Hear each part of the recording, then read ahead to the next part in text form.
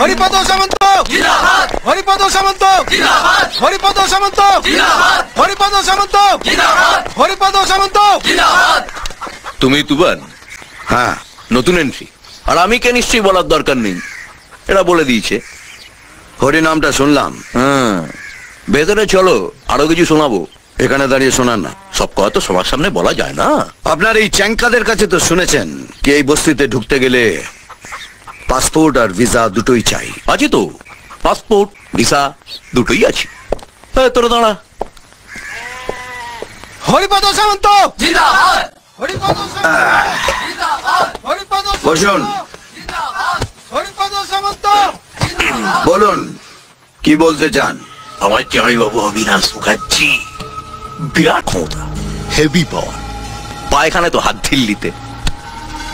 যতদিন না তোমার উপর জামাইবাবু স্ট্যাম্পটা পড়ছে, ততদিন পুলিশ তোমার পেছনে দৌড়বে, পার্টি ছেলেরা তোমার পেছনে দৌড়বে। না খাওয়া সময় পাবে না রে ভাই, দিন রাত দৌড়ে মরতে হবে। বড় বড় হেক্কার না হলে সব হয় না। বিরাট হেক্কার। কত কি হতে পারে জানো? ধরো তুমি রাস্তা দিয়ে যাচ্ছ, পেছন থেকে একটা লরি এসে তোমার দিয়ে চলে গেল। আপনি সকালবেলায় কীর্তন গাইতে বেরিয়েছেন, হঠাৎ একজন আপনার পাছায় ক্যাট করে একটা লাথি মারলো, আর আপনি সোজা গিয়ে গুয়ে ডোবায় ঢাপ করে পড়লেন। না না, হবে বলছি না, হতে হতে পারে। ধরুন না, আপনি আমাকে আদর করে বাড়িতে খেতে দিলেন, লুচি, আলুর দম, টমেটোর চাটনি। আমি লুচি আলুর দমটা খেলাম, কিন্তু টমেটোর চাটনিটা খেলাম না।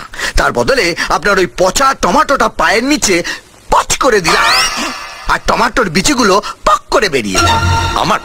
না না, হবে বলছি না, হতেও তো পারে। আচ্ছা, কি বলতে চান কি আপনি?